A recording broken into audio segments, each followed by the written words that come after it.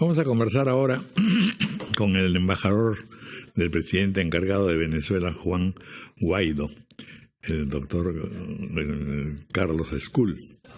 Ayer se reunieron los cancilleres del Grupo de Lima para analizar la crítica situación política en Venezuela, que es realmente terrible. Mediante un comunicado expresaron su punto de vista. Seguir condenando a la dictadura de Nicolás Maduro, balance de la operación de libertad, que otras medidas se darán en Venezuela por parte de los movimientos ciudadanos que apoyan el retorno a la vida democrática. La situación sigue siendo muy complicada y en general las expectativas que hay son muy importantes conocerlas en este momento. ¿Qué es lo que ha ocurrido como consecuencia de los sucesos hasta el día de ayer y qué es lo que podemos esperar que suceda en estas próximas horas decisivas? Muy buenos días, señor Carlos Escul. Buenos días, ¿cómo señor están? Embajador. Buenos días. Sí, cuéntenos un poco cómo está evolucionando el tema y el efecto que puede tener esta reunión de los cancilleres del Grupo de Lima. Bueno, mira, yo creo que la reunión de ayer fue muy importante porque aparecieron varios puntos claves, ¿no? Varios puntos que quizás no habían sido mencionados en otras resoluciones y yo creo que enmarca un poco la dirección a seguir. Primero, bueno, por supuesto, como tú decías, que seguir el apoyo irrestricto a nuestro presidente Juan Guaidó, que sigue el apoyo a la búsqueda de la democracia de Venezuela, pero también aparecieron puntos como, por ejemplo, entender que este es un tema de seguridad regional. Yo creo que las declaraciones ayer del canciller de Colombia sobre la injerencia que ha tenido el régimen de Maduro en territorio colombiano, sobre cómo operan con que la guerrilla, el ELN, sobre el daño que están causando dentro del territorio, además de, por supuesto, haber expulsado a más de 3.5 millones de venezolanos. Yo creo que eso es un punto muy importante. También el punto que se menciona sobre el lavado de activos, donde sabemos que no solo en Estados Unidos y en Europa, sino también quizás en otros países de la región puedan haber personas testaferros que están vinculados contra el régimen para el lavado de dinero y que a través de los mecanismos regionales, de la cooperación internacional, del mismo marco legal de todos los países, hay que ir a investigar a estas personas que manejan recursos los venezolanos para mantener y financiar el régimen. Y eso es algo muy importante. Y el llamado también específico que se le hizo a Cuba para que continúe la presión con Cuba, para que sea parte de la solución y deje de ser el problema que sigue sosteniendo a el señor Maduro en el poder. Y también la invitación que se le hace al grupo de contacto para entender que sí, se convergen en ideas como por ejemplo que tienen que haber elecciones libres en Venezuela, de que se tienen que respetar los derechos humanos, pero es sobre todo también hacer el llamado al grupo de contacto para que se una a las iniciativas del Grupo de Lima y entender que para que existan elecciones libres y democráticas en Venezuela, el señor Maduro se tiene que ir, ¿no? Una consulta, embajador. Es cierto que está el intento, ¿no?, y las movilizaciones para sacar a Maduro del poder, pero él se resiste. ¿Usted cree que esta situación de protesta puede llegar a límites ya que muchos no deseamos? Por ejemplo, una posible intervención militar de otros países. Estados Unidos dijo a través de Mike Pompeo que ellos estaban listos para hacerlo. Mira, yo creo que las democracias en el mundo están considerando todas las cartas sobre la mesa, lo ha dicho el propio presidente Guaidó, pero nuestros aliados, por supuesto, que tienen todas las cartas sobre la mesa por el tema, como te lo dije antes, de que este señor Maduro simplemente ya no es un tema de Venezuela. Yo creo que eso es algo que todos tenemos que entender. Esto no es solo un problema continental. Venezuela. Esto es un problema continental, te lo acabo de decir, y lo dijo ayer el mismo canciller de Colombia, está en la declaración de Lima sobre la intromisión que tienen estos señores en distintos países, pero bueno, sobre todo en el territorio colombiano, y además los vínculos probados y documentados que tienen estos señores con el terrorismo, con el narcotráfico. Es decir, es algo que está causando un problema mundial. Y por supuesto que eso hace que todo el mundo diga, bueno, que la democracia del mundo consideren las cartas sobre la mesa, pero lo que es importante y lo que es fundamental es la parte que nos toca a nosotros los venezolanos, que nos toque, como lo ha dicho el propio presidente Guaidó, asumir nosotros en nuestra lucha, que es esta continuación de la presión interna, de la Operación Libertad, de que la gente continúe en la calle.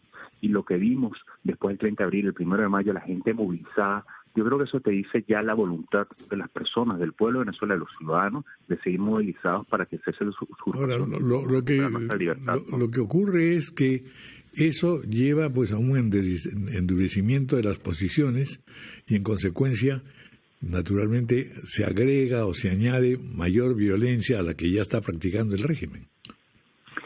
Mira, pero ese es el tema, que quienes practiquen la violencia son ellos, quienes, por ejemplo, hay algo muy también que apareció también en la resolución del Grupo de Lima, que es algo muy tenebroso, que es que nombraron a este señor Gustavo González López otra vez como el jefe del SEBIN, que son las fuerzas de inteligencia de Venezuela, que son un arma de la represión del régimen, que cuando este señor Gustavo González López era jefe del SEBIN, fue que lanzaron a el concejal Fernando Alban, lo lanzaron por una comisaría por la ventana para abajo.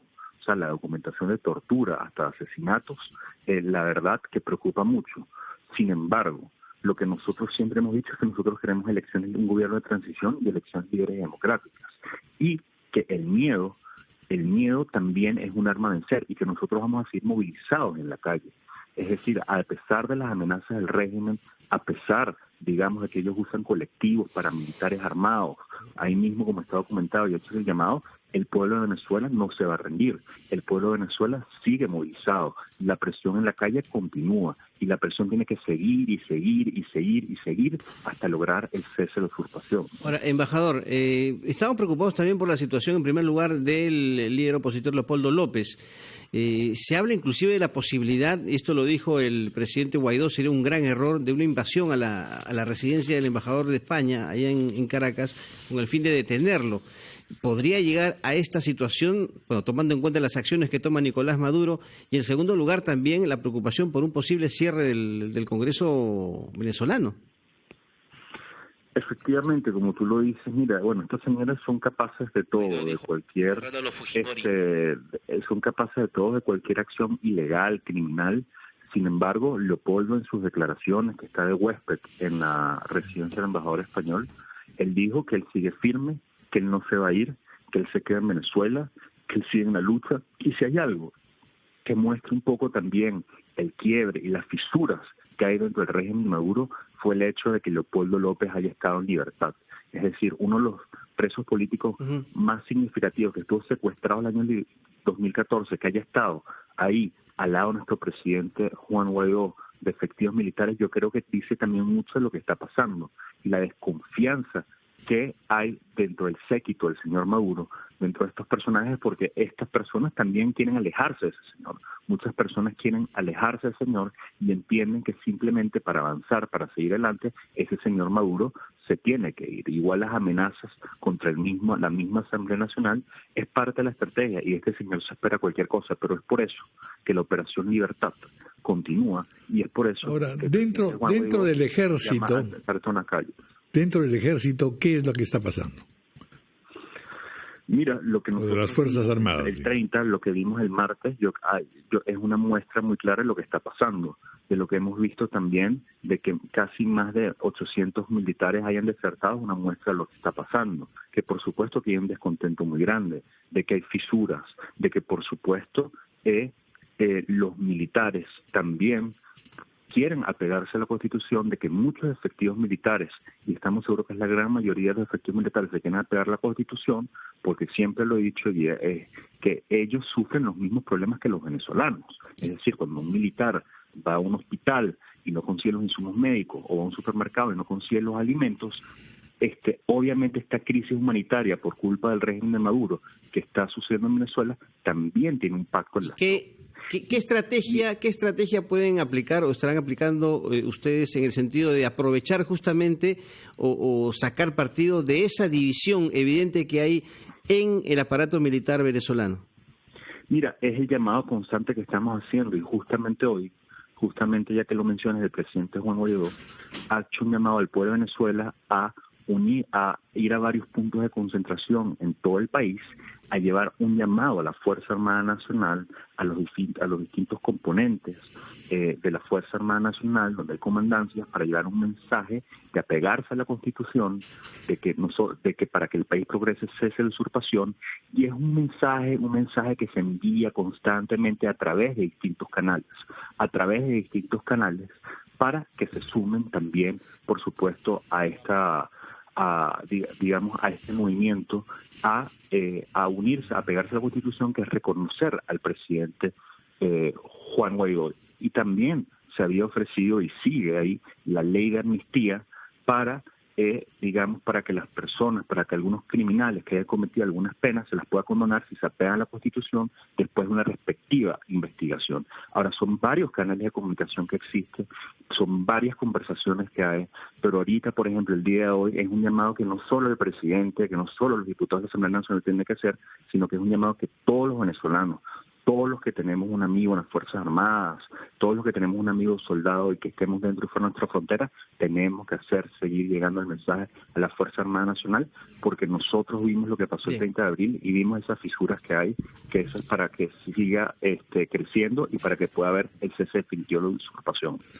¿Cómo han tomado ustedes, un comentario valioso en realidad, que casi se expresa en todos los medios de comunicación, las declaraciones del presidente de los Estados Unidos después de su entrevista con Putin, en que haría pensar que en efecto no tienen todas consigo Maduro y compañía?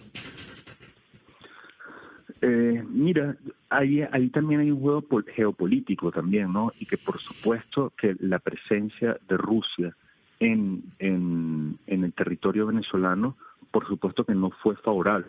Y eso es un tema también, como te lo digo, sí, el régimen de Maduro sí es una amenaza a la seguridad regional para todos los países. Es normal que haya ese tipo de conversaciones, ¿no?, entre líderes mundiales, entre líderes que hay, por supuesto, donde hay intereses y que se tiene que dar y eso es un llamado que también se hizo en el Grupo de Lima a Turquía, a Rusia, a través de distintos canales, para que los países de la región, a través de distintos canales diplomáticos, puedan hablar con estos dos países para que entiendan que estar involucrados con el régimen de Maduro no es favorable para absolutamente a nadie, no es favorable ni siquiera para los rusos, para los turcos. Es decir, ¿qué régimen involucrado en todo lo involucrado que está, con las sanciones que tiene, con el desprestigio que tiene, puede cumplir un compromiso de pago de absolutamente algo? O sea, ¿qué beneficioso puede ser un país como Venezuela con un régimen con el de Maduro corrupto, ladrón, que con la negligencia que destruyó el aparato productivo? ¿Qué compromiso, digamos, qué le puede ofrecer al mundo a niveles de relaciones económicas, comerciales? ¿Qué le puede ofrecer al mundo? Y es por eso que esto se da, ¿no? Muy bien. Bueno, pues muchas gracias, embajador, por todas estas declaraciones que, por supuesto, resultan particularmente auspiciosas.